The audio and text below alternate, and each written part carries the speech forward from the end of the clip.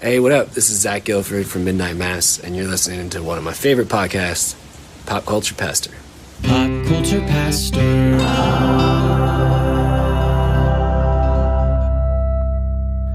All right, Cody, we are about 1 week away from going to Omaha. Omaha! Somewhere middle America. You fan of Counting Crows? No, I was a fan of Peyton Manning. That's why I said it. Welcome. This is Pop Culture Pastor, the podcast. My name is Dave. Cody is here. I am. We also have Jason Gieseman, Geek of the Round Table. Jason, hello. Hello, how we doing? Good. Jason shows up every once in a great while. He's like the great white elk of the Geeks of the Round Table. He's like I'm adding that to my email signature line. He's like do. whichever of the Knights of the Round Table that was always out on mission, like looking for the Grail. Nice. And someday I'll find it. And he comes back every once in a while for usually a Marvel movie review. And Jason's back. So great. I'm Jason. I'm glad you're here. I want to start off with some news because we reviewed the Odyssey a couple weeks back. And if you haven't listened to that episode, you should, especially if you've seen the movie and you liked it. But we do talk about a little bit about the translation that Nolan used mostly for his adaptation, and the person who wrote it by the name of Emily Wilson. And so this past week, as I was getting excited to watch Spider-Man and following pop culture news, as I am wont to do, her name starts popping up, and I start reading these things, and lo and behold, she has done a movie review of the Odyssey, and I think, oh, well, I bet she probably liked it. Wrong. Yeah, no, she hates it. And she just smashes it, which Cody seems really weird. So I'm actually reading this from Fox News because it's the first one I clicked on that didn't have a paywall. Okay. Don't judge me.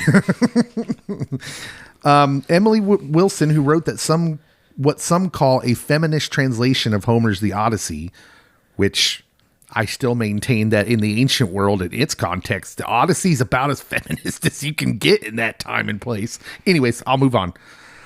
The translation that helped influence the film panned director Christopher Nolan's adaptation for missing the spirit of the original heroic epic.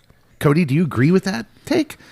It might, but also at the same time, he's telling a story through his lens. And we oftentimes prefer that. I'm going to use two famous Stephen King movies or books that were turned into movies. The Shining, vastly different than the book. Yes. And horror fans love the movie The Shining. You know who hates it? Stephen King. Yeah. Hates it with the passion of 1,000 suns. And some of the readers, but not all of them. So much so that he was involved in a made for TV movie that he said was closer to his thing and went to bat for, and it was terrible. It was not good. And then also The Mist, that movie, they changed the ending, and Stephen King loved it. Yes. So when a director translates something from typed word to the big screen, you're going to get a different interpretation. You're going to get a different viewpoint. Yeah, she says this. As they say at the award shows, I was humbled to learn that Nolan has read at least the first line of my translation of the Odyssey into iambic pentameter, she said in her review titled An Uncomplicated Man. In at least one interview, he cited my version of the first line of the poem, Tell me about a complicated man, but I would be ashamed to have written any part of this script. Ashamed, Cody. I would be like, throw me some money because this is making all the monies. Here's my question, my serious question for Emily Wilson. Will you still be ashamed when this wins 15 Oscars? Will you still feel the shame? Will you still be ashamed when it's about to make $1 billion and he used the lens that you gave him to put it onto the screen? Like, this doesn't actually sound good for her. He couldn't understand my translation. Okay. So if Christopher Nolan, who is obviously studying this story very well, can't understand your translation and the spirit at which it's written in, maybe you didn't do a good job of translating it and giving the spirit that you wanted it to. She said it lacks psychological, emotional, political, and ethical depth. Ooh, I disagree with that. Oh yeah. I think I disagree with that on all 4 counts. What? I don't know what movie she watched. Yeah. Its narrative structure is gimmicky. The writing is abysmal. None of the characters has convincing motivation for their actions or words. This is why we don't let academics do movie reviews. I'm just not sure she knows. She's the type of person that says the book's always better than the movie. That's all I'm saying from that.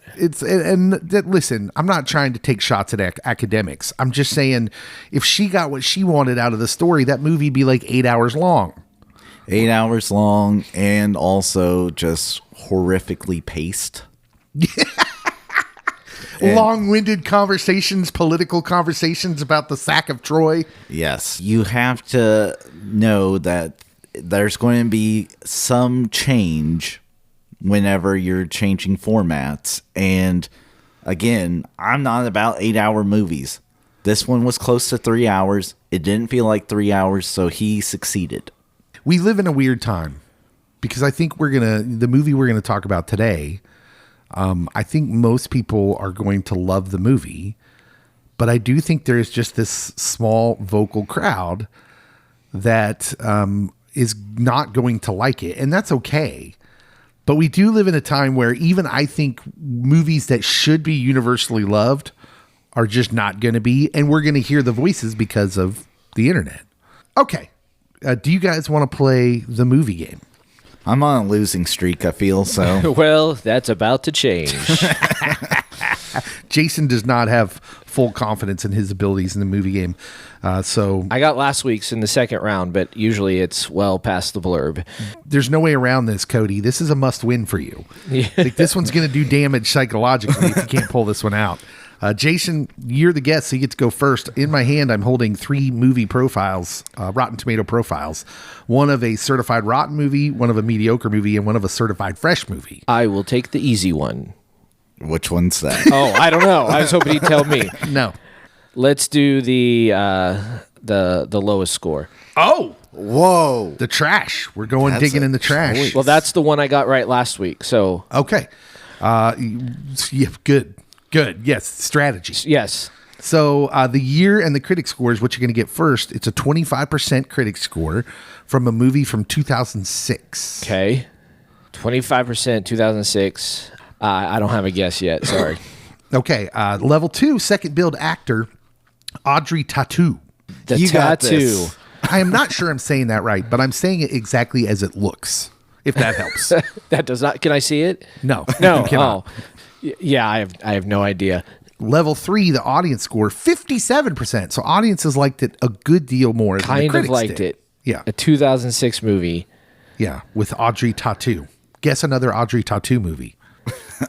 Is there another Audrey Tautou movie? Yeah. Oh. She's done some.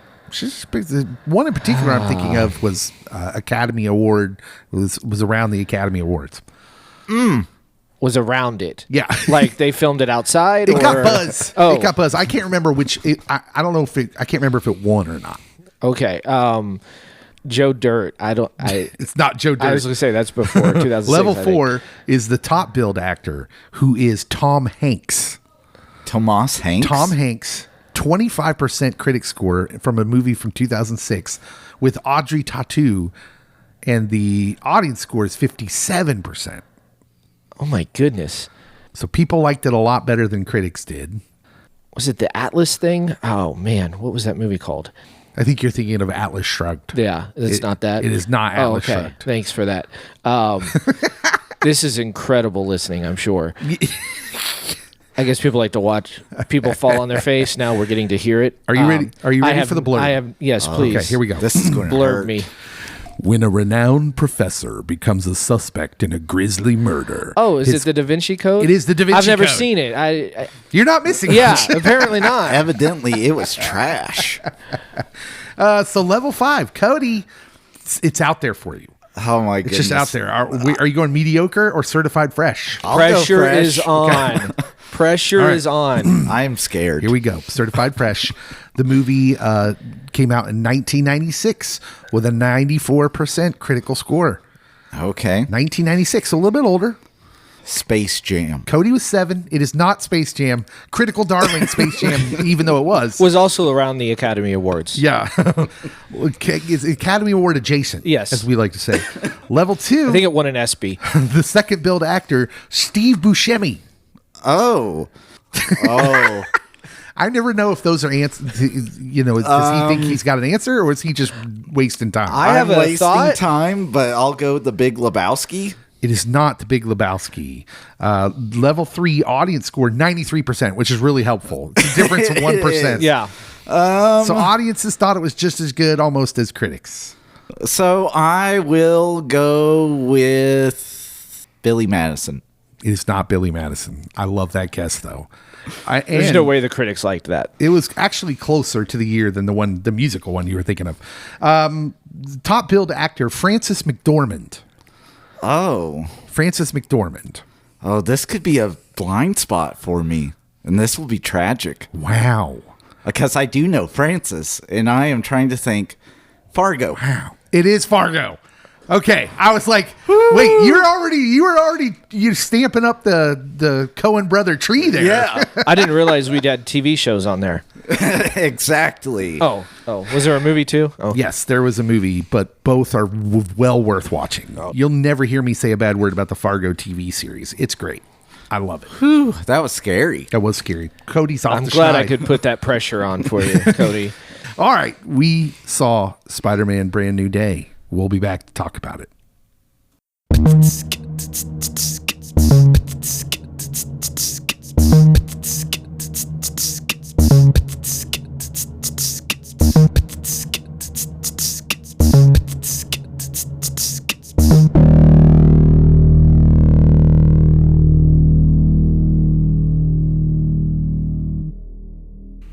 All right, Cody. Can you ever really know a person until you see their belly button? I don't know. That's a valid point, really. Cody's never seen my belly button. Therefore, he does not know me. Exactly. I mean, can you really ever know a person? Ever? Yelena's logic was interesting there. I've Yes. never heard that before. Is that a saying? Maybe in Russia. Okay. Maybe we'll have to get a Russian on the show and ask them if that's a thing over there. Because I heard someone else talking about it, that it was a thing. They laughed at it and got it. And I was just like, that was awkward. That was great. It was great. I'm here for they could just start throwing Yelena into all the Marvel movies, and I don't think I would have a problem with it. With her pearls of wisdom. I love that her office was in a spa. That was great. Bathhouse. Yeah, a bathhouse. Wonderful. Good stuff. Obviously, if you've seen the movie we're getting ready to talk about, you know what we're talking about. If you haven't seen the movie, you should know we're going to spoil this movie. Dune 3. We just spoiled a glorified cameo. I mean, she's in it for probably 3 to 5 minutes total. So it's maybe a little bit more than a cameo. Okay, we're not spoiling Dune 3. No, we're not. She is in Dune 3, though, I'm told. Yes. But we will be spoiling Spider-Man Brand New Day. So if you haven't seen Spider-Man Brand New Day and you don't want to be spoiled, you should stop listening now. Okay, you're still here. Awesome. We are going to talk about Spider-Man Brand New Day. Guys, what was your feeling walking out of the theater from seeing this movie? It reminded me of when I saw the first Spider-Man with Tobey Maguire of, I can't believe they actually did that on the screen and it looks so cool. And that, I walked out thinking, that's Spider-Man. Yeah. That's exactly what it should be. Yeah, I think it's interesting you led with that, because I felt like, don't get me wrong, I've loved the Tom Holland MCU entries into the Spider-Man. Yeah. But when you pull back a little bit from it and you start thinking about the comic books, you're like, he's not really the Spider-Man I grew up with, which was more of your street level, friendly neighborhood Spider-Man. And in this movie, I felt like they really kind of nailed that feeling. And I'm going to say feeling a lot, because I understand that when you say feeling of a character, you don't have to be like perfect, which is hard to do with a comic book adaptation anyways, because there's different eras and all that nonsense. We got into it with talking about DC some years back. I've never heard of this Yeah. You never heard of that? conflict different eras. But yeah, I think they nail the feel of Spider-Man, your friendly neighborhood Spider-Man especially. Cody, what was your thoughts on your way out of the theater? Okay, I can get Spider-Man being the Batman for Marvel.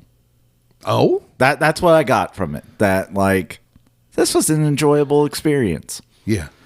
I thought you were talking about, like, in relationships, too, where he's kind of got to be a loner, which was always a big part of Spider-Man, even though he does eventually end up marrying Mary Jane. Whoa! Spoilers, buddy. Not in the movie. Spoilers. Settle down. He already gave the spoiler warning. But yeah, also in that vein as well. But no, like, you can put out a Batman movie and you know the masses are going to go. You put out a Spider-Man movie, the masses are going to go. And I think we're at a good place with both Batman and Spider-Man in our comic book year of 2026. So I have been critical over the years of Sony just not selling Spider-Man back to Marvel, but I think you're right. And I will say I was wrong about that, on why Sony would hold on to Spider-Man, because I think you're right. I think Spider-Man is the most popular comic book character in Marvel for sure, as far as wide appeal, and is probably in the discussion for top one with the DC guys, Superman and Batman. I think he's in that discussion. that's fair. Yeah. So, and that's one of those, it's like the LeBron, Mike, MJ discussion. Like, you could have different reasons for any one of them being number one. It's Wilt. I can't go. It's definitely Wilt the Stilt. So Spider-Man Brand New Day, directed by Destin Daniel Cretton, who has Shang-Chi and the Legend of the Ten Rings and Wonder Man on his Marvel credits. Rest in peace. Yeah. We'll probably talk about Wonder Man a little bit. He takes over from John Watts, who directed the first three Holland films, which I did not like. Not like. I liked them. That was a double negative, and it was doubly So confusing. It did have the same writers as the previous three movies, and obviously starring Tom Holland as Peter Parker, Zendaya as MJ, Jacob Batalon is back as Ned, Sadie Sink, who, spoilers, is Jean Grey. What? Jason fell asleep at that part of the movie.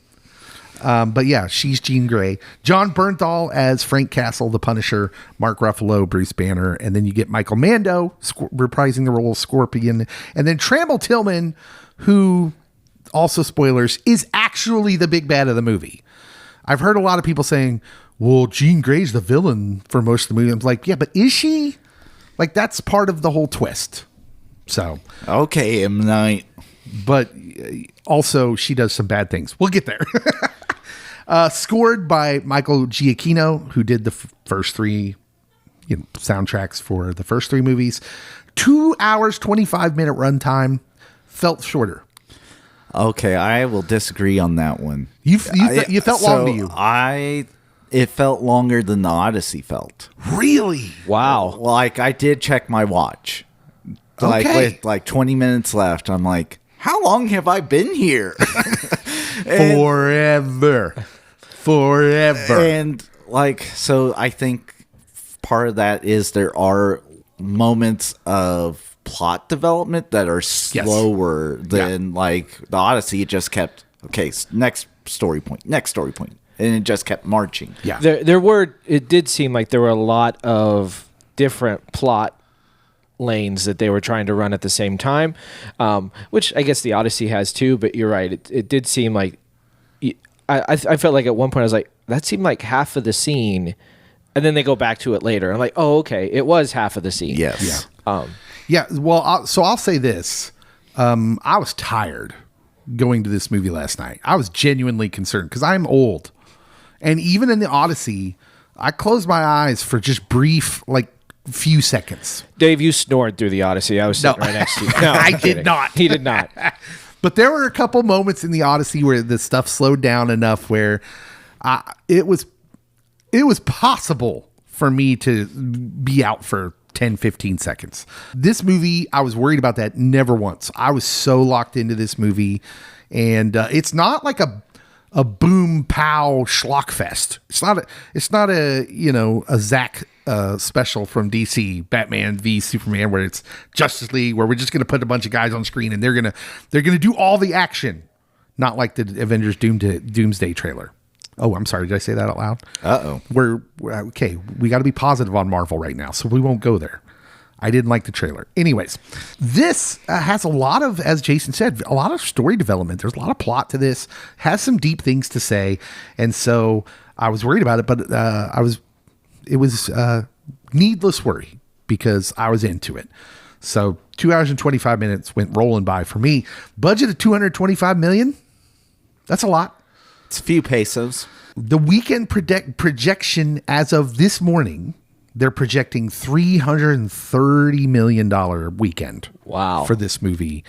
So, yeah. Which I believe would put it second only behind Endgame. Is that correct for opening weekend? So it beat Endgame's preview night. It made $72 million on preview night, which is like the Thursday. Yeah. Which beat Endgame. That beats Endgame's numbers, which that's kind of shocking. Yeah. This movie, at least for now, looks like it's going to outpace the Odyssey. We'll have to see how it holds up, but I can't imagine word of mouth isn't going to hold up for this movie. In most years, I would say it should outpace the Odyssey. Yes, but post-COVID, would you say that? It's wonkier times, so I couldn't guarantee it. Yeah, but this movie, to me, feels like old MCU, and it may act like old MCU as far as the box office goes. We'll have to see. I am confident, just in the movie reviews we've done this year, Cody, that I am fully prepared to say, no, there is nothing wrong with the theater going public. People still want to go to theaters, but you got to stop delivering, very lazy story writing. It's about the stories. It's not about IP. It's not about any of this. It's about the story. You make a good story and people will go see it. IP is a great place to start, but if that's where you stop, nobody's going to go see it. Exactly. Nobody will care. Exactly. So, okay, here's the general premise. We're 4 years after No Way Home. Doctor Strange's spell is still holding. Nobody remembers Peter Parker. The world, Pete. Yeah, poor Peter. The world knows Spider-Man, but MJ and Ned have gone on with their lives without him. Aunt May is gone, and Peter is basically living as a full-time, isolated Spider-Man with no apparent life outside the mask. No apparent job. It's referenced. Is it referenced a couple times? Like, does the cop he talks to reference it? Like, what do you do, man? I couldn't remember if she referenced it at all. I don't think they ever actually mentioned a job, and I think that's part of the point is you do nothing but Spider-Man. Yeah. Then a new threat arrives, an invisible entity that jumps from person to person, and at the same time, Peter's own body and powers start changing in ways that are out of his control. The director, Destin Daniel Cretton, said this: Peter is, quote, at a place where he feels like it's his duty to be alone and to work. Which, that's not healthy. Then Friday happened, which is when we saw it. We saw it last night. We're recording this on a Saturday morning. And Friday alone comes in anywhere from 167 to 173 million, which is the biggest single opening day in the history of movies. Wow. It's because Sony's back, baby. I was really surprised. Our theater in our little town, was it you I told, Jason? Yeah. Yeah, I think I leaned over to you at one point and said, I haven't seen this theater this full, even in the height of the Marvel movies, like the MCU and the Infinity Saga, when the craze was at the high. So people really reacted to this movie in a way that I was not expecting. Yep. Sony's projection for this weekend was 190 to 195. And usually the movie company's projections are a little bit higher than they're being positive. And right now, Deadline is thinking it's going to come up to maybe 350 in that area. So almost double what Sony projected. Sony's back. You get ready. Madam Web 2. It's coming. Yeah. Oh, boy. This is just a side thing here, but I think it's important to talk about. The Odyssey is still very much winning too.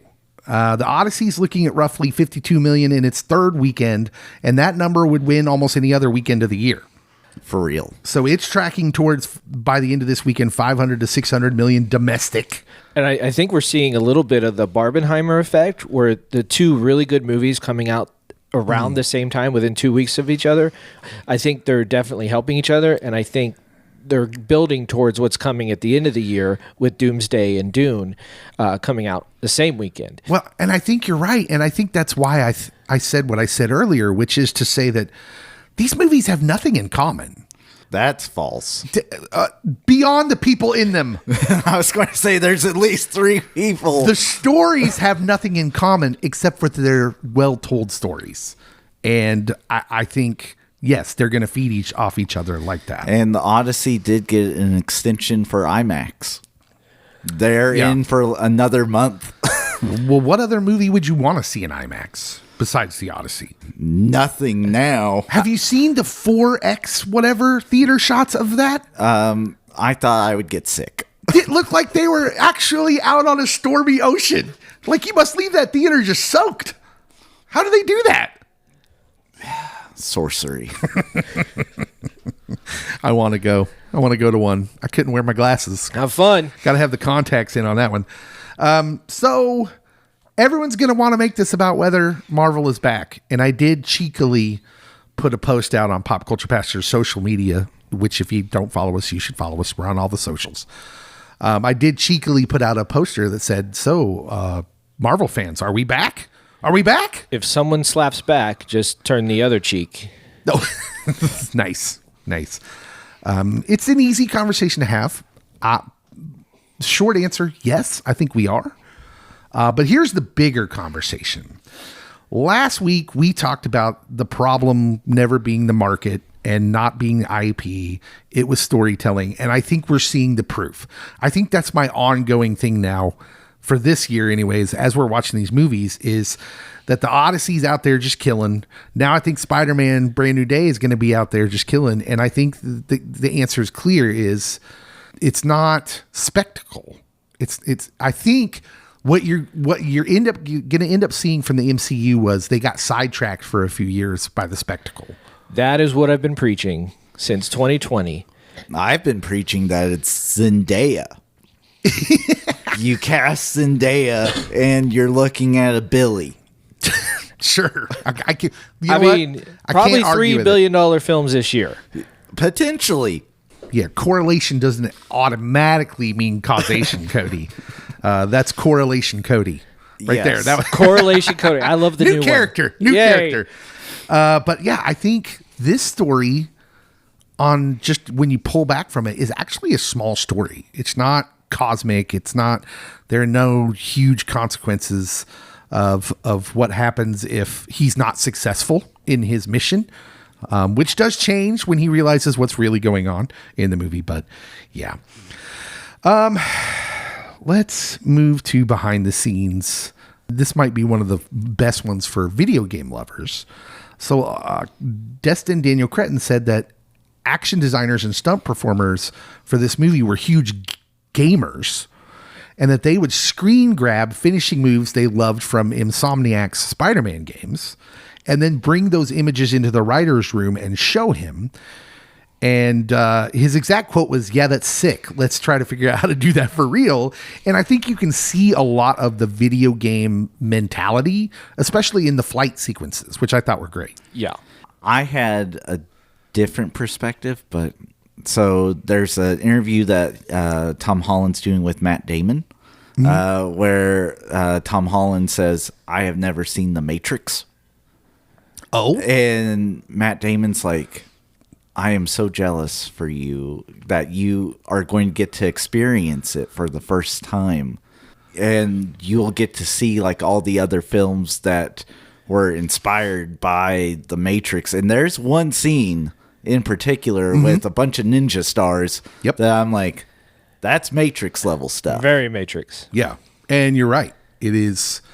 Was inspired by a particular scene in The Matrix where Neo is dodging bullets. See. And in this scene, and it's done very well in Brand New Day, where we're getting the idea that Peter is powered up.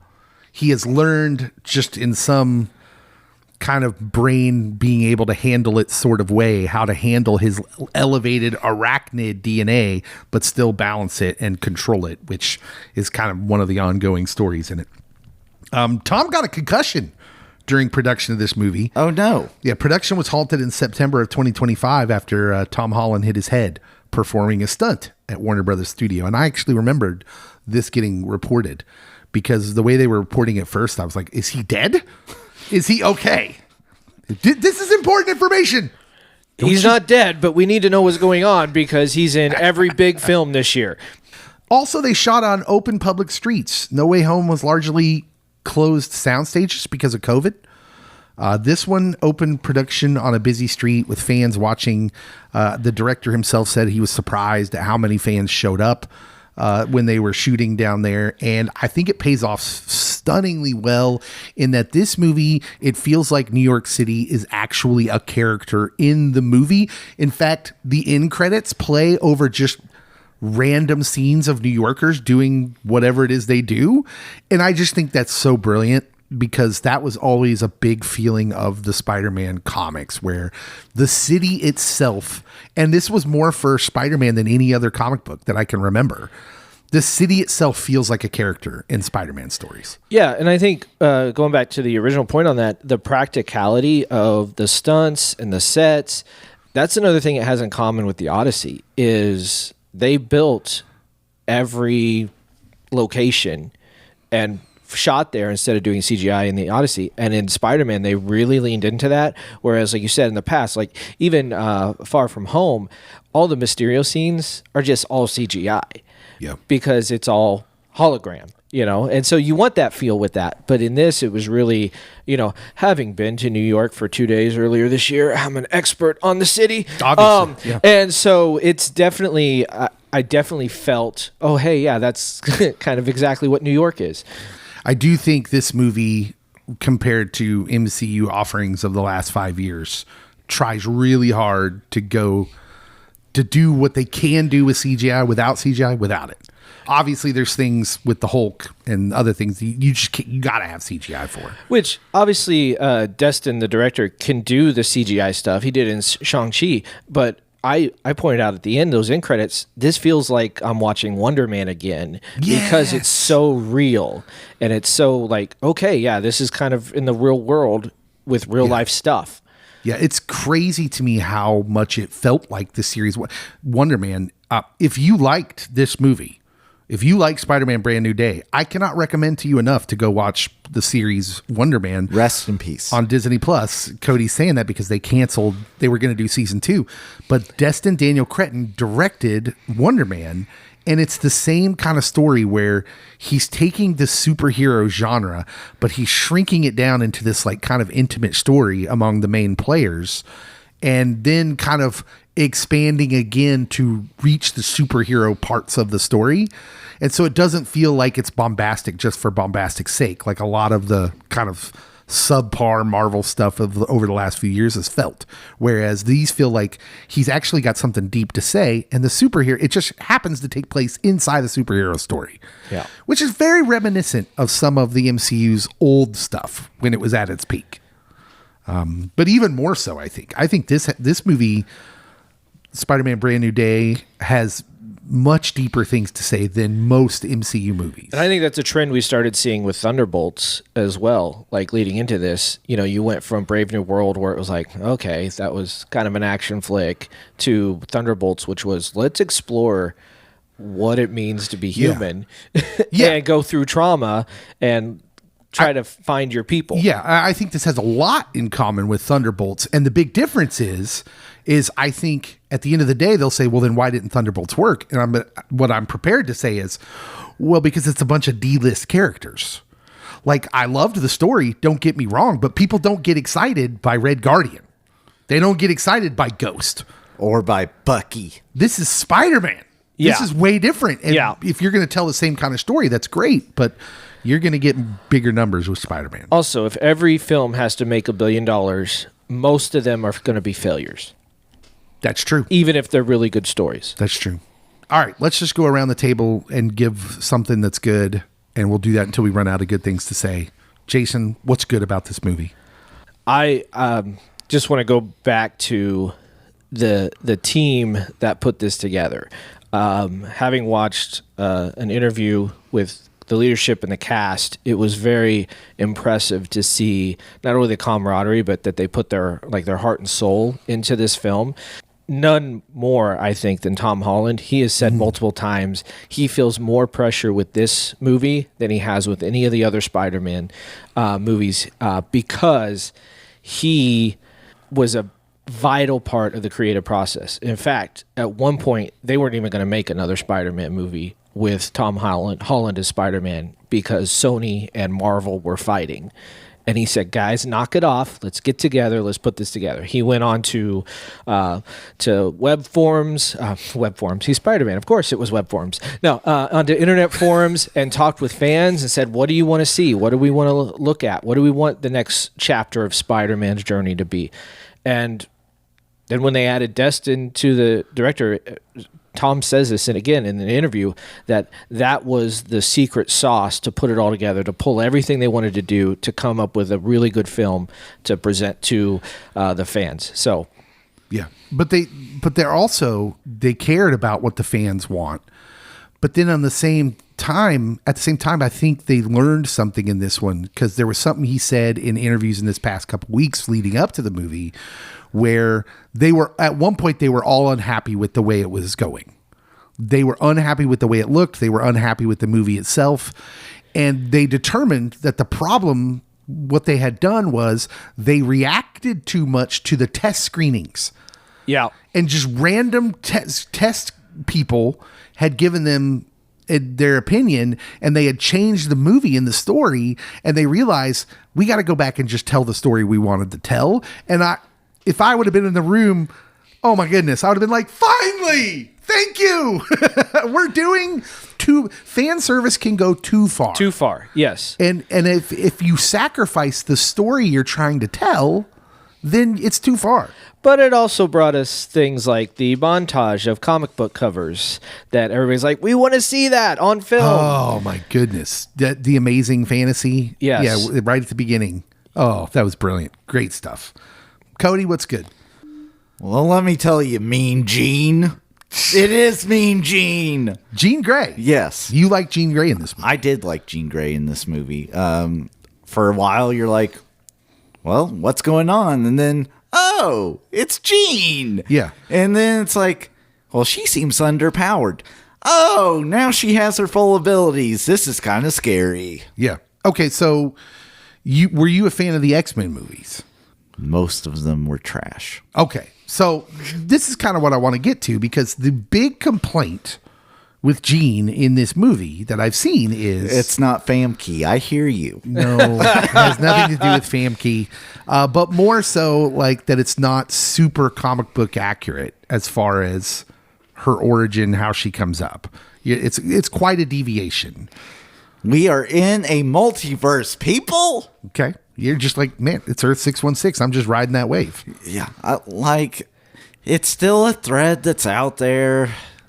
Even though we didn't do a good job with any of the multiverse stuff, we just kind of put it out there, saw if it stuck against the wall or not. Well, she's clearly 616 Jean, though. Yes, she's not a variant. And so I'm saying, all the other, since we're having everyone cross over in the upcoming movie, that I don't need Jean to be the same person from universe to universe. Side note about Doomsday: am I the only comic book nerd on the planet who's like, you know what? I don't really need the old X-Men in this. I don't need it. They could die within the first 5 seconds of them being there, and I'd be okay. And that may not be far off from what's actually going to happen. That trailer with Professor X reacting to the incursion. Yeah, if that happened within the first 30 seconds, it was just like, boom, incursion dead. I think that's what's going to give us the emotional weight to start off of how bad this is the X-Men at the beginning of the movie. I'm going to go with John Bernthal and Tom Holland. Their chemistry is wonderful. Well, that's because of the Odyssey. And look, you got to see it in the Odyssey too. It's clear that these are two actors who just bounce off of each other very, very well. They are actually friends in real life, which I'm sure helps. Yes, and they filmed each other's shorts for getting the role of Spider-Man and getting the role of the Punisher. So, yeah. And what I want to say is that in the Odyssey review, I talked about Bernthal as Menelaus and how maybe that was a weird choice because Menelaus in the Homer epic is not the gruff, angry person he's portrayed as in Christopher Nolan's movie. But here, he just is the Punisher. Like, John Bernthal is the Punisher. He just radiates anger. Kid. And it's just wonderful. And then to be paired with Tom Holland, who just radiates this kind of youthful, energetic, almost naivety at sometimes. But he's just full gung-ho and happy about everything, even though this is a movie where he's generally sad through most of the movie, but Tom Holland himself is just someone who exudes this sort of positive energy. And so when you have them together, there were several times where I just felt like I was reading a Punisher Spider-Man team-up comic from the 80s. Like, it just felt like that. It was so good.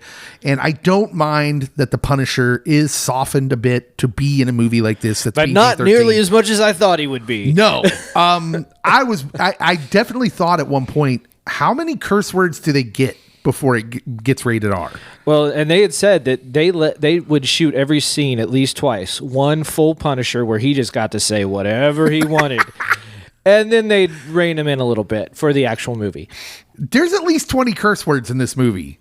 I was glad I did not take my young son to Honestly, a lot more not from the Punisher than I expected in the Spider-Man movie. Yeah. But any scene that they were in together was gold, continues to be gold, and I just loved it. Yeah, I loved the final scene with the Punisher and Spider-Man where the Punisher puts on Spidey's mask and is being a total goofball. Yeah, what it gets to explore is we all love. This is like a little ode to comic book fans, I think, in a little way too, because sure, we all love the Punisher that you get to see in, like, for instance, the One Shot, One Last Kill that came out earlier this year on Disney Plus. We get to see that ultra violent, very gritty, very gloomy Punisher. But then there was also this Punisher that we usually got to see in, like, team ups with Spider-Man specifically, where he could be a little goofy. He had personality. This is a guy who's destroyed by grief, but he was human at one point. Yeah. He had kids. He liked to laugh. He was a normal guy at one point, and that guy's still in there. And so, yeah, the end where he puts on the mask so Peter Parker can quietly exit the hospital unseen. And he's like standing at the window with his arms raised going, ooh, ooh, ooh. Making the weird Punisher noises, but with the Spider-Man mask on. Oh, just warmed the cockles of my heart. It's good stuff. Yeah. That was very good. Jason, what else is good about this movie? The emotional journey of walking alongside Peter as he's trying to figure out, trying to push away everybody and not let anybody in. Yeah. As he says, for his own protection, but really it was for his protection, so that he didn't have to go through grief again or lose or get hurt again. But watching him walk that tightrope that we all walk of, I need somebody, but I don't want to get hurt. Yeah. And watching him walk alongside that with MJ as he's trying to come back into her life and into Ned's life just a little bit, just enough. But then to see the emotional weight again of as she realizes, as she finds the letter, as she approaches him and says, it's not your choice whether or not we have a relationship in any way, shape, or form. Yeah. I get to help make that decision. Yeah. And it's unfair of you not to let me know. And I thought that was great. And, you know, it was a little bit difficult. And me and my kids who went to see it with me talked about after the fact that it was hard to hear MJ, played by Zendaya, tell Peter, played by Tom Holland, I don't love you. Oh, my goodness. Yeah. How? Like, you can't separate the fact that they're married, even though you're watching them on screen as two other people. Like, it's like you feel what it would feel Real to question, have your loved one tell you that. Real question for the table. That's kind of a side, kind of a rabbit hole.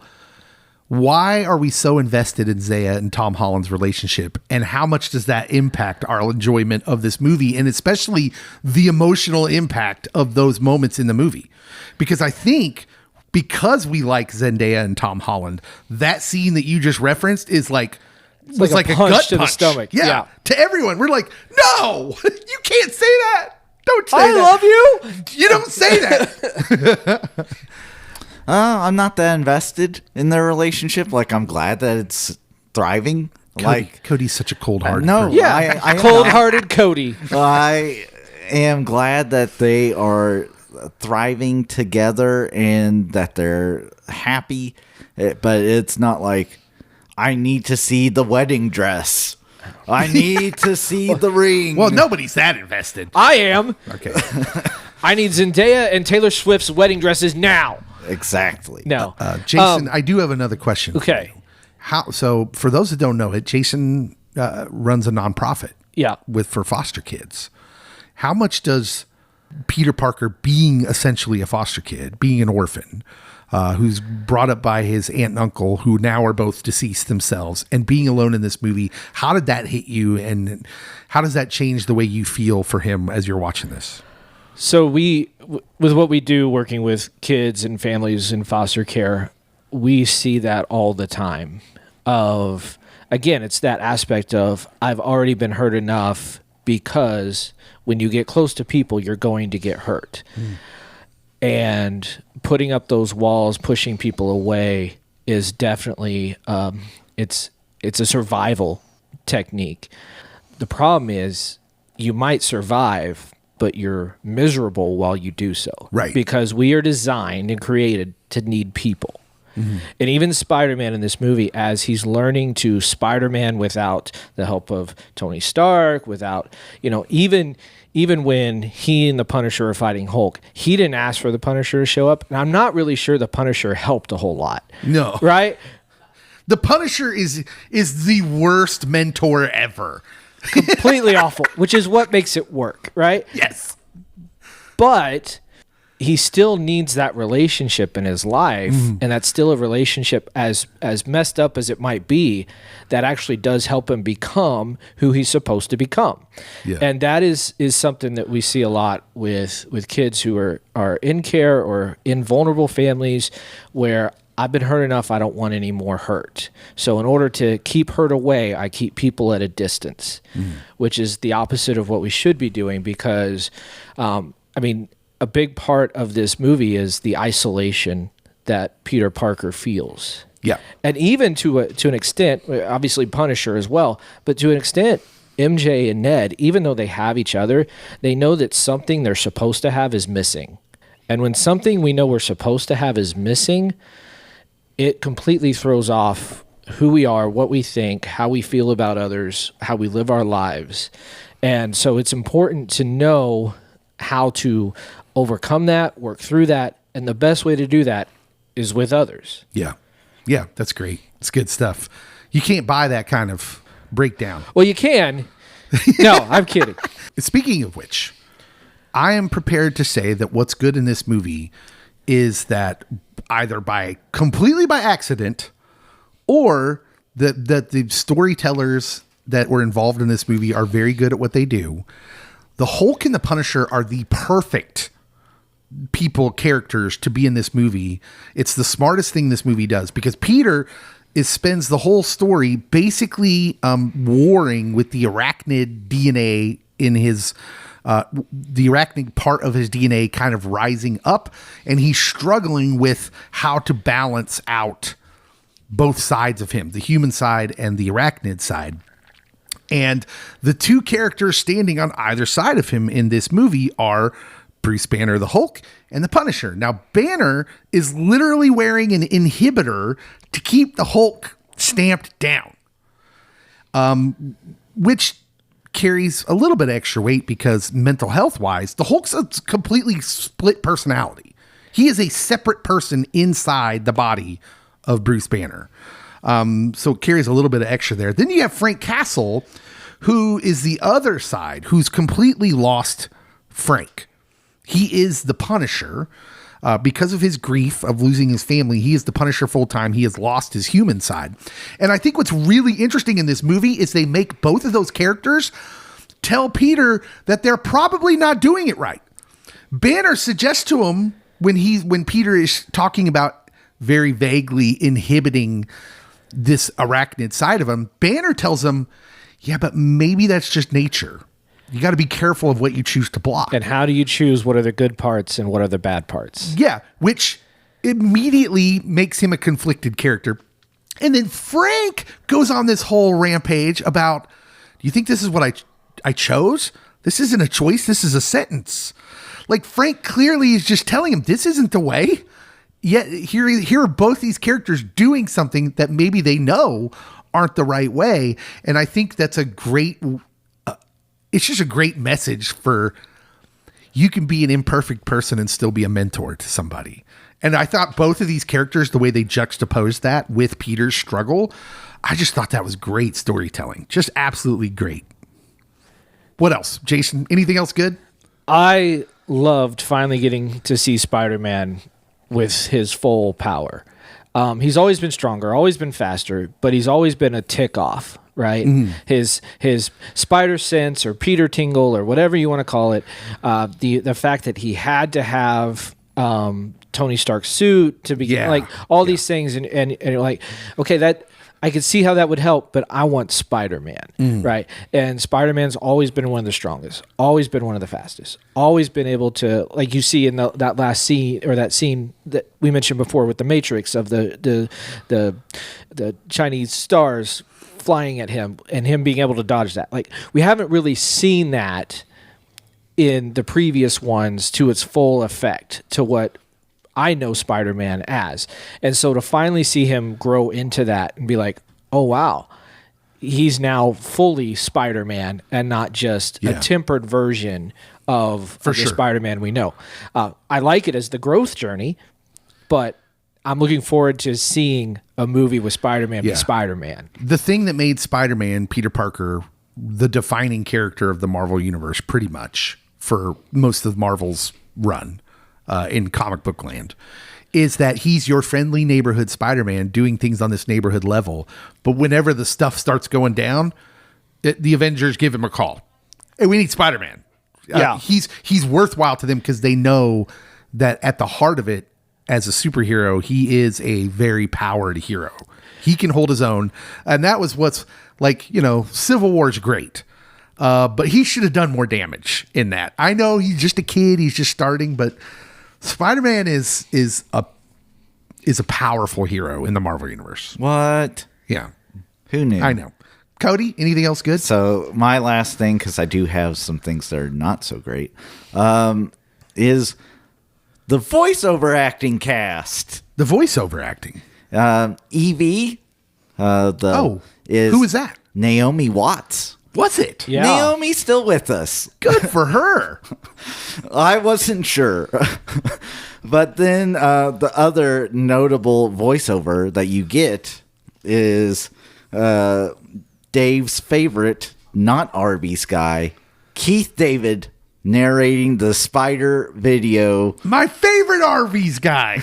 That Pete's like, turn that off.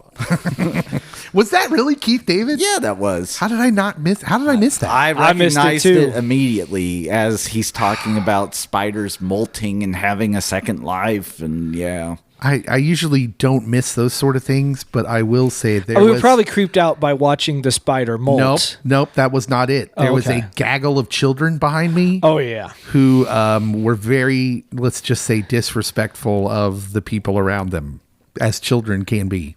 Wasn't their fault. Not blaming them. Dave hates kids. Clearly not. All right. Jason, is there anything bad in the movie? Anything you didn't like? Okay. I have an issue. Okay. All right. Boy, this sounds serious. It is very serious. And in the world that we live in today, this is very important. For 2 years now, we have known Sadie Sink is in this movie. Yes. But they would not tell us a single thing about that. Okay. Yeah, they tried to keep it Even under to the wraps. fact that if you've watched any of the interviews with the cast, Sadie Sink basically sits there and every question she's asked about the movie, she says, I can't answer that. Even though also it's the worst kept secret in Hollywood. Absolutely. I think everyone knew who she was. Well, I hold did on. not. I'm leading up to that. Oh, okay. Go ahead. Sorry. So 95% of the theories are this is Jean Grey. Right? Mean Gene. Then last week at San Diego Comic-Con, during the Marvel exhibit, during Doomsday, you have one Deadpool show up in what he describes as his Jean Grey uniform. The denim Deadpool. Meanwhile, Sadie Sink's been there not being able to say a word the entire time. Yeah. And then for this great reveal, how do we find out it's actually Jean Grey? Because they post her name on a computer screen for us to read. Then later, when we should have found out it was Jean Grey, would have been a much more emotional, more impactful way of revealing it. It doesn't hit the same because we already know because we read it on a computer screen. How dare they do that to Sadie Sink, who I don't know from anything else, but think she did an incredible job with that. And I felt sorry for her in every interview that every question they asked, if it wasn't, how do you like working with this cast? She had to sit there and say, I can't tell you anything. So let me, okay. That's not fair. Let's clarify. You're mad that they didn't keep the secret better or that they should have told earlier? I'm confused. If you're going to make her do that, then give us the payoff. Then give us the payoff. Give us the payoff. So don't have don't let Deadpool it show up on the computer screen. Reveal it Yeah. in his way. I mean, if you're going to keep it for 2 years, you can keep it for another 5 days. Yeah, but they didn't keep it. I think that's the problem. I think the Deadpool thing doesn't happen if they feel like nobody knows still. Then let her talk about it. Yeah, exactly. Okay, so I'll piggyback off that one. Okay. I'm kind of tired of Marvel using other characters' movies to then launch a new character into their universe and that character kind of steal a significant chunk of the movie. Mm-hmm. You could have said Origins, the Jean Grey story, and just had Spider-Man and Frank hanging out doing whatever, but it's really the Jean Grey story. Go ahead. They are never going to call X-Men movie Origins again. I hope not, but like honestly, it's kind of frustrating. And this is not a Sony property. Yep. So Yeah, Sony, I think, made bank on that because they get an X-Men in their movie. Yeah. Really the first one of this universe that we know about. Absolutely. Yeah, it's very interesting. I'm fully prepared to say I actually agree with Cody on this. what? To me, this is the only thing I have written in my what's bad of the movie, and I have just listed it as the Jean Grey problem. So using Jean Grey this way, it's story-wise, it's fantastic. It Brilliant works. story. Everything works, but it sets up real tension down the road. If she's meant to be the Jean Grey we all know and love, the hero, the X-Man. So, two things in particular in this movie that I think maybe I wouldn't have done. Okay? Number one, when she's hopping around bodies, she inhabits, when she's running away from Spider-Man, and she inhabits the old guy and then walks him out into traffic and he gets hit by a moving vehicle hard and is clearly dead. That guy's dead. Spidey didn't stop it. Biggest surprise of the movie to me was it was shocking. It was shocking in the theater. It was like, oh my, that dude just got hit by a bus or whatever it was. Okay. And then that is merely a table setter for what is to come. As Jean eventually gets inside Spider-Man's head, understands what makes him tick, then inhabits MJ, pretends to remember him, and then fully turns it on him after he kisses her and like breaks down emotionally. The walls come down. He's so relieved. He starts crying and it's all this stuff. It's this wonderful moment in the movie only for her to snap him out of it by clearly saying, oh, this isn't MJ, it's me. And then she walks her off a building and you're like, whoa. Okay. Number one, this sets up a bad thing for like Jean as a hero later. But it also is kind of counterintuitive to the idea that Peter gives her grace later. The movie plays out. Peter's clearly forgiving of her, exercising empathy, knowing exactly what she's gone through. But that still doesn't change the fact that she tried to murder his girlfriend, his love, the love of his life. And what I'm prepared to say is comic book Jean, when she's young, does bad things. That's why Professor X gets a hold of her, but it's always a control issue. She can't control her power. This wasn't a control issue. This was an intent issue, which is completely different. And blurs that line. Forget blurs it, just destroys it. Now, I think if they would have had Castle actually land the shot for his target, that changes the movie drastically, and you get a cool path for Spidey to go down, conflicted by I was in the middle of helping this person and then Frank ruins it. But then also you don't have okay, Jean's still out there, and Jean is way different than comic book Jean with her intent versus not being able to control. And I think that choice makes it a little murkier too, because the choice for Spider-Man to jump in front of her, move her, and for Frank to hit Peter instead of Jean, I think it gives us this wildly pleasing ending. Because we talked about the Punisher in the hospital, how he's so apologetic. Did to I just Peter. see you cry? Yeah, the whole. Yes. Are you crying? That whole humanization of Frank is well worth it, in my opinion. That was wonderful to watch. I don't need to see him have more grief. But it does again take away from Jean's character of Cody said. There's another way where he hits her, and Spider-Man, even though she has not repented in any way of killing a dude earlier, almost trying to kill his girlfriend, where he can still try to give grace and be interested in being there for her in a way that but it wildly pays off. We get another of those comic book panel scenes where Punisher carries Peter into the hospital. That's straight from Civil War in the comics, and obviously different circumstances, but yeah, it's interesting that Jean Grey appears to be in this movie to set up her character, to introduce her to the MCU as a future X-Man. Like we said, first X-Man to really be introduced. But they use her in such a way that is counterintuitive, I felt like, in order to make the threat of her real. You have to make the threat of her. I understand why she walks the dude out into traffic. And I understand that the emotional aspect of the scene with MJ where she takes over her, why that works so well is because of the emotional aspect, but I'm not so sure it's the best for the character of Jean Grey as you move on with her, because clearly Sadie Sink as Jean Grey is a huge piece of what they have planned. Yeah, I want to go back to the part you mentioned about the grace that Peter has, or Spider-Man has, for Jean Grey.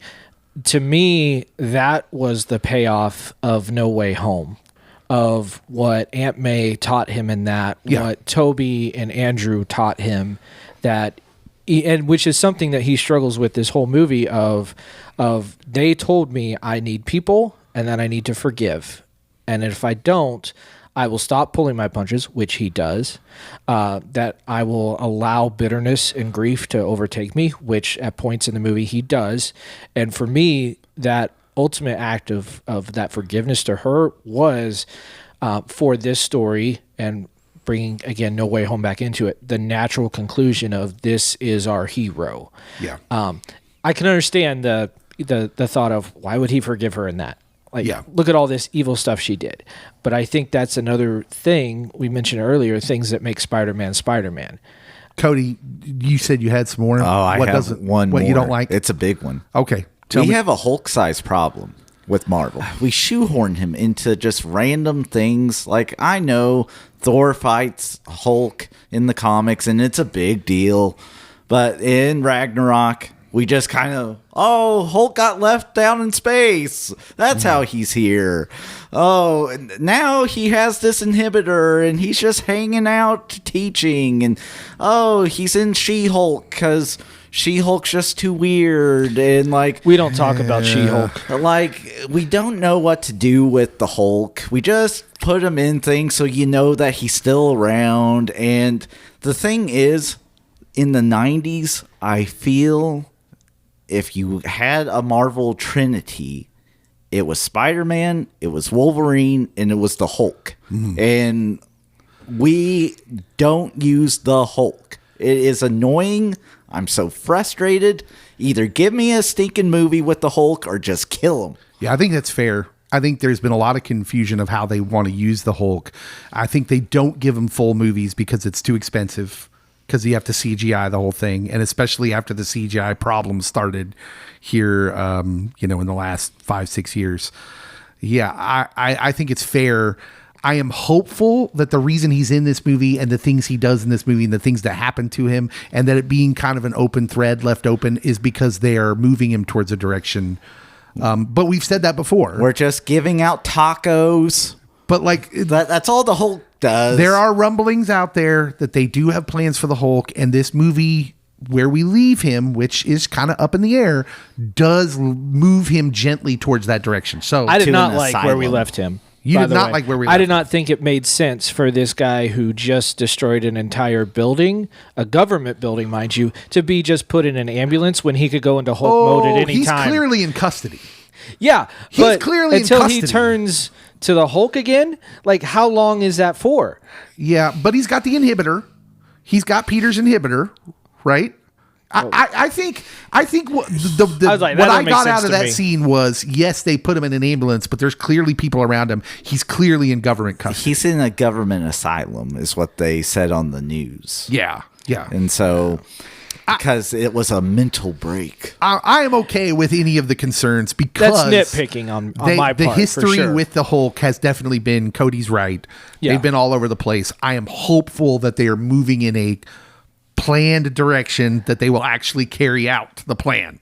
That's been the problem. They've moved him in directions before where they were clearly moving in a direction, and then they just abandoned the plan, which has been the problem with him. Yeah. What's not good for you? So I'm not saying it doesn't work. I just don't like it. I don't like the fact that Spider-Man created the inhibitor that will undoubtedly be used by the Department of Damage Control to be the things that controls mutants in the future. I don't like that. It doesn't make me feel good. It doesn't give me the warm fuzzies. It makes me feel icky. Yeah. That's interesting, isn't it? That's clearly the setup, which is... so if you don't know what we're talking about, in the comic books, an ongoing storyline in the mutant world, the X-Men world, is that there's this whole civil rights thing that goes on with the mutants where the government is afraid of the mutants. So they honestly are mostly trying to like keep them under control, lock them up at times, which is why Magneto does what he does. Cause he is a child of, he's Jewish. He's a child of the Holocaust. So he sees the parallels of all that and he doesn't like it. But in the comics, they develop this technology, and I can't remember who develops it in the comics, where they can put it on the mutants. It's like a collar that will inhibit their mutant powers, their mutant abilities.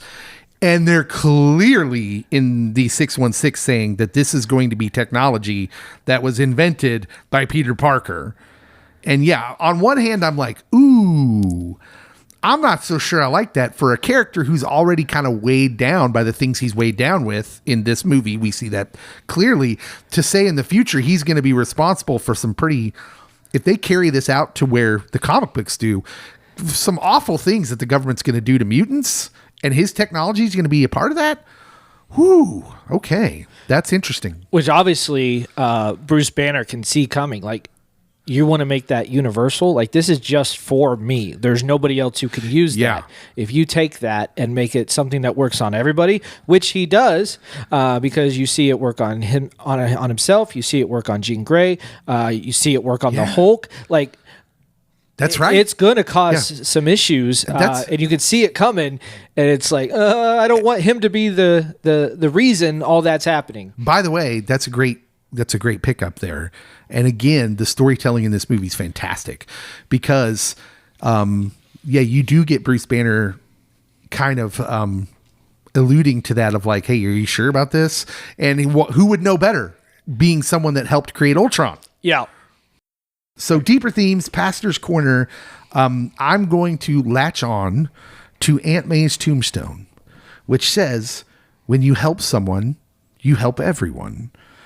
We see it several times as he brings flowers to Aunt May's grave and he kisses his hand and then touches her tombstone. And it gets contrasted the entire way through the movie by one Yelena Belova, who, when Peter first comes to her, she calls what he's dealing with small potatoes. She keeps referring to the small potatoes. And they sound meager to me. Yeah. Yeah. Yes. It's played for comedy in these moments. The Avengers handle big potatoes. He's handling small potatoes. But again, if Destin Daniel Cretton and the screenwriters did this intentionally, then it's masterful. Because the whole movie plays out and you understand that this is all part of the story. Yelena's wrong. Aunt May is right. Actually, there are no small potatoes, because it's the smaller choices we make when we care about an individual that ripple out and become bigger. Small things become bigger when we choose to give grace, when we choose to have mercy, when we choose to be kind and offer empathy to one person. That ripples out. And I think I think we get fooled by this all the time in our culture, where we believe, sometimes we get fooled into believing that the way to change the world is always through big, bombastic things, and that our choices are mostly small and about us. And this movie, through a lot of the things it plays it, and it never explicitly says it, it's just there for you to find. The big potatoes are a lie. The small potatoes are where it's at. If you help someone, you help everyone. I think that's brilliant. It's wonderful. I love that Aunt May, his memory of Aunt May, is a part of what gets Jean to settle into who she will actually be. I love that they do that. I thought all that was wonderful. Spider-Man's a great character for this type of story. Cody, anything you want to say? No, you stole mine. I stole it? Yeah. I think that's the first time it's ever happened. Good for you, though. You saw it. Yes. I love it. We were on the same wave, but we've been on the same wavelength for most of this movie. It doesn't happen a lot. It doesn't. Jason, who's your winner of the movie? Oh, he's thinking. I forgot we were going to do this one. Oh. If you want, I can go first. So go you ahead. Can think Yeah, go ahead. Cody, who's the winner of the movie? It's Aunt May. Aunt May! Yeah! This is pulling together nicely. I loved that the scene that he kept having memories and flashing back to, and the one that Mean Gene enters into.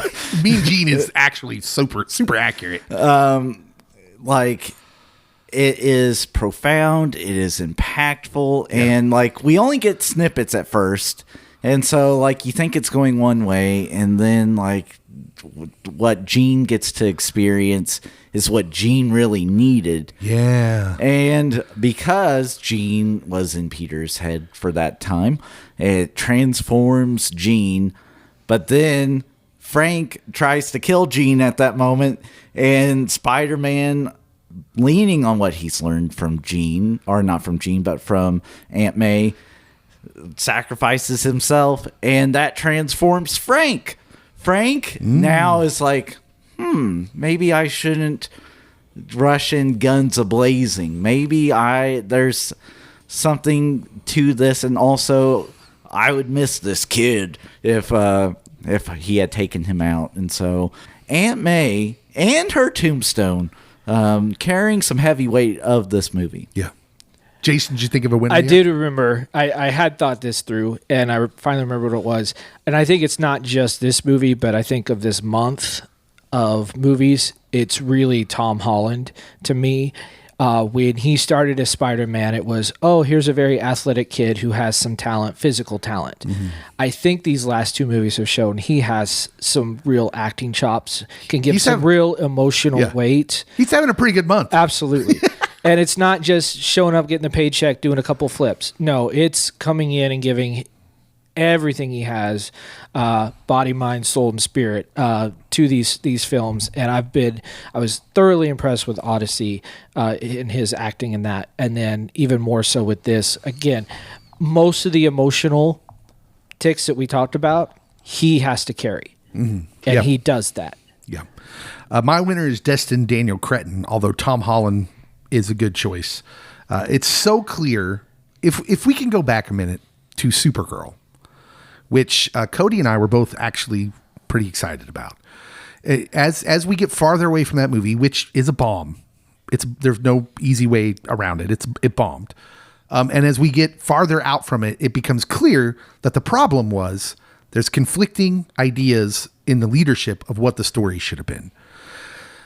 It's so clear to me when I watch this movie that this director was given leeway to tell the story he wanted to tell, with these small caveats of it must involve Jean Grey, right? It must, like, you can tell there are certain things that that Feige said, hey, this has to be a part of the story. But for the rest of it, he's just given the leeway to tell this story. And I think it's wonderful because I am highly aware that there's some criticism out there. And I think for some people, it's not enough action. But I actually like that it's not just a, packed full of characters, bam, pow fest, schlock fest. I love that it has something to say. I love that it's even though it has all these guest stars in it, it's a smaller, more intimate story about one of the best characters in the Marvel Universe wrestling with what he feels like is his responsibility, which is core to his character.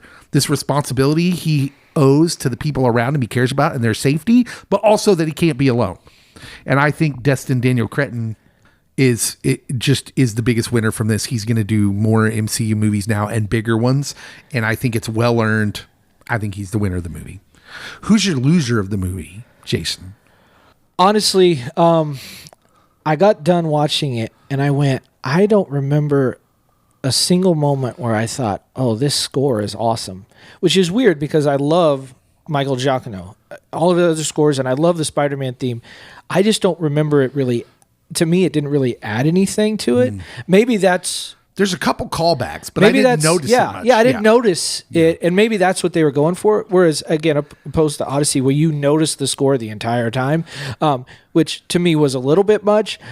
I always like it when the score is like with James Gunn in the Guardians of the Galaxy. It's another character in the movie. Yeah. Now, with an orchestral score throughout most of the movie, that's going to be different. But I realized in the end credits that we talked about earlier, when I heard that song, I was like, oh, I don't really remember much music happening, which is a little odd. And they make a specific choice that in some of the more emotional scenes, they cut out all music. Yeah. It is just the characters, sometimes in silence for 3, 4, 5 seconds. Yeah. And so it was an interesting choice. Yeah. Yeah. Cody, who's the loser of the movie? Marvel. Oh, really? Yes. Okay. So something that came out in the weeks leading up to the Odyssey was, as my dear friend Tomas Holland was being interviewed. Good friends. That after working with Christopher Nolan on the Odyssey, which he told the Spider-Man people, we got to push it back. Because I'm doing a Chris Nolan joint. He said he told the producers he was laying down the law and demanded structured, prepared approach rather than the traditional Marvel, let's figure it out on set. And this is not the first time we have heard this complaint and pushback against Marvel. That's the thing that my dear friend Jimmy Gunn said when he took over DC. We're going to be structured. We're going to have our scripts. We're going to do this and that. Whether you thought Supergirl did it or not, that's up for debate. But with them pushing it back, they hammered out the script. They set up how they were going to do it. And you can tell. Yeah, absolutely. I totally agree. Honestly, this was the best Spider-Man movie I have ever seen in my whole life. I'm willing to say that. And Marvel, if they don't don't start prepping. They could be the winner if they take these changes to heart. Right now, they are looking like jabronis. Yeah. So that's where I'm landing. There were things in the development of this movie and in me studying and reading about it that Marvel has never done. Like the saying, okay, we hear what the test audiences are saying, but we're going to change it back to the way we had it. They've never done that. No. And in fact, in the last few years when things were bleak, there was too much of that, too much fan service. They were like, we're going to tell the story we set out to tell. And I think Tom Holland, like Cody said, was a big part of that when he came back with that Nolan mentality and was like, hey, let's make this a real movie set. Let's tell the story here. And I think, yeah, they could end up being the winner, but for now, I'm with you. My loser of the movie, the Daily Bugle.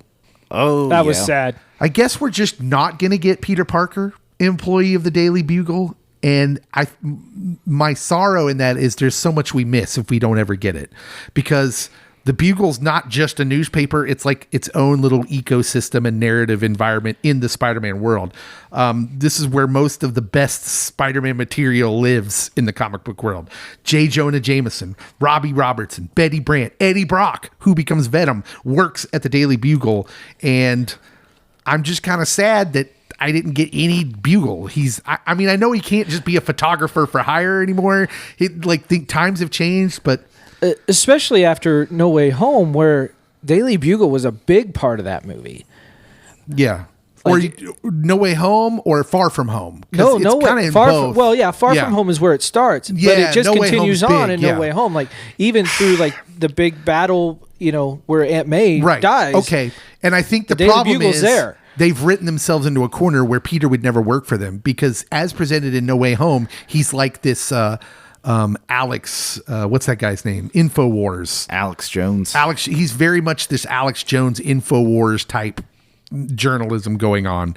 And I don't see Peter ever working for that guy. Yeah, but there were also multiple news reports in this film, and none of them from the Daily Bugle. Yeah. I'm like, well, that's an easy place to insert them and give them a part of this story. And it just didn't exist. Yeah. It did not. It's interesting. So it just seems like maybe we're just not going to get that. And that makes me a little sad. So I do have a question. Okay. And this goes back to my comment of after you asked how I felt at leaving the movie theater about this is Batman is Spider-Man for the MCU, whatever version, switch it around. But who is the best Spider-Man and who is the best Peter?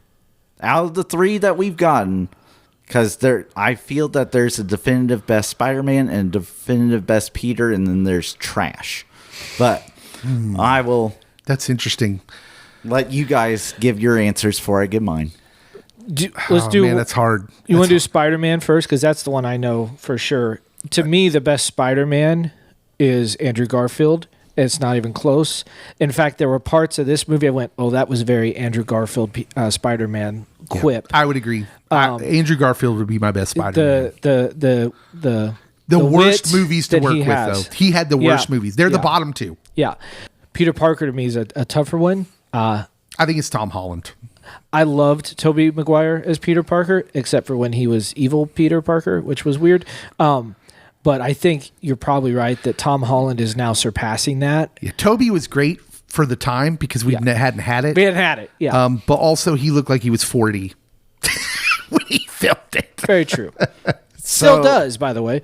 I mean, I land the same place that I think Garfield actually is the best Spider-Man we have. He just had the worst material. And then Holland is the best Peter. And I always disliked Tobey with the passion of 1,000 Suns. And I didn't like any of the first three Spider-Man movies. And that put me on the outcast island for geekdom. Because they're like, oh, Sam Raimi this and Tobey Maguire that. And I'm like, Tobey ruins it. I think in retrospect, Tobey is not a great choice. But we liked it at the time because it's the 1989 Batman effect.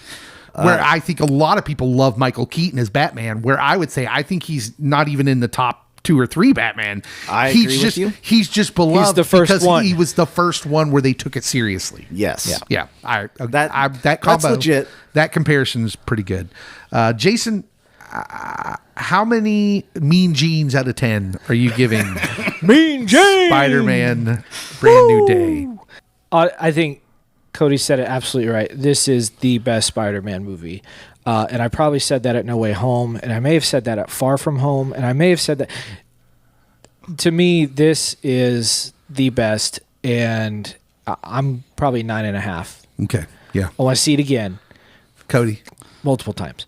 I am around 9.5. Yeah. Because it was just a fun movie, and it felt like a Spider-Man joint should feel like. I'm at least a 9, and I could go up to 9.5 when I get to see it again. I think, like you mentioned, No Way Home. I still think maybe if you had to pin me down right now, I'd still say I think No Way Home is still my favorite for now. But No Way Home left me. I had a lot of problems with that, but it all had to do with the ongoing story. Because that was the multiverse thing, and you were giving us multiverse without advancing the story at all. If you go back and listen to the pods we did around that was a real problem of mine. That if you're going to combine this and say it's a part of the big story, then make it a part of the big story, which I don't feel that movie was at all, and that frustrated me. And so I think by the end of this, when I get to see this again, this might be my favorite Spider-Man movie of all time as well. I loved it. I loved everything about this movie. That led me to my question of, if people now again are finding out that Peter Parker is Spider-Man, does that reopen the cracks in the universe to allow others in? Because that's why they had to be... He had to be erased from the memory to begin with. Well, let's talk about the end credit scene. What? First of all, let me say, what do you guys think about Spider-Man Brand New Day? Please let us know in the social media posts for this. We'd love to hear your comments, where you agree and disagree with us. And we'll see you next time.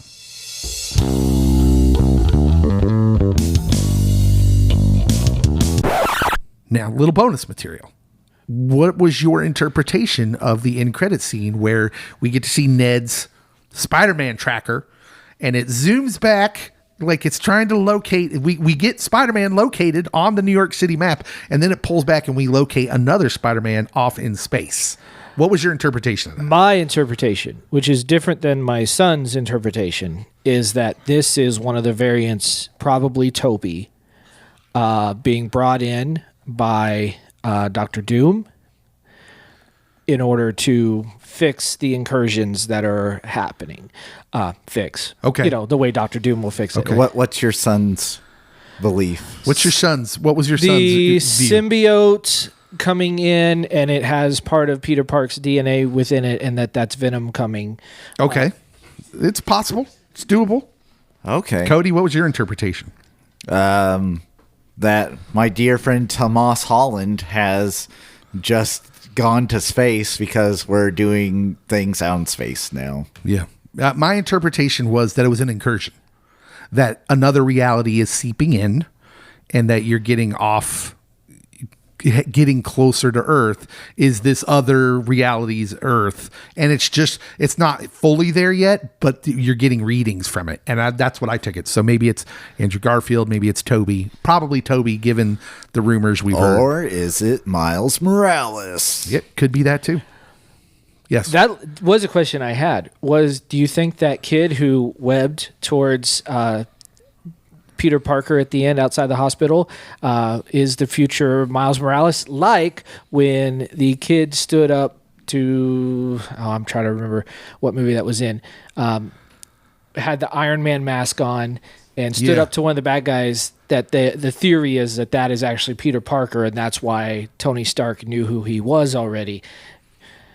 Maybe. Just thought. It's a little too cutesy. Just a conspiracy theory. I'm not into those kind of theories. They're too cutesy. Just saying. You're giving them too much credit, the story people.